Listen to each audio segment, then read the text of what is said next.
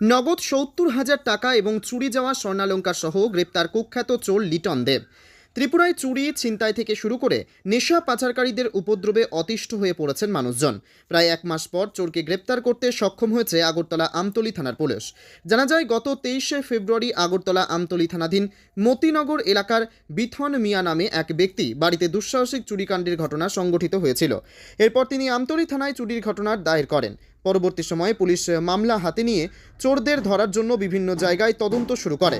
জানতে পারা গেছে, লিটন দেব নামে এক যুবক তাদের বাড়িতে বেশ কিছুদিন ধরে থেকে খেয়ে নির্মাণ কাজ করছিলেন, কিন্তু চুরির ঘটনার পরই সে বাড়ি থেকে গা ঢাকা দেয়। এরপর আমতলী থানার পুলিশ তার সন্ধানে তদন্ত শুরু করে।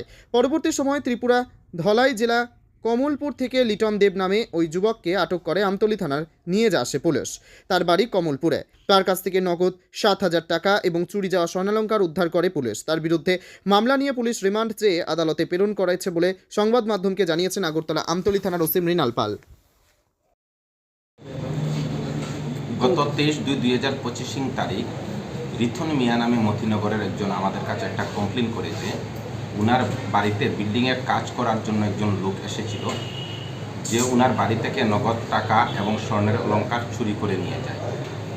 পরবর্তী সময়ে আমরা মোবাইল নাম্বার ট্র্যাক করে এবং একটা ফটো ওর রিকভারি করতে পারি চুরের, এবং গত 16 তারিখ আমরা কমলপুর থানাধীন এলাকা থেকে লিটন দেব নামে আমরা একজনকে শনাক্ত করি এবং তাকে আমরা রিমান্ডে নিয়ে আসি এবং পুলিশ রিমান্ডে থাকা অবস্থায় তাকে জিজ্ঞাসাবাদ করে গতকাল আমরা কমলপুরে গিয়ে ওর বাড়িতে রেড চালাই এবং রেড করার পর উক্ত চুরির টোটাল ৭০,০০০ টাকা, একটি গলার স্বর্ণের চেইন, একজোড়া কানের স্বর্ণের রিং এবং একটি হাতের আংটি আমরা রিকভারি করি।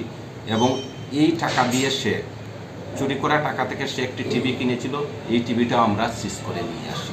বর্তমানে সে আমাদের হেফাজতে আছে।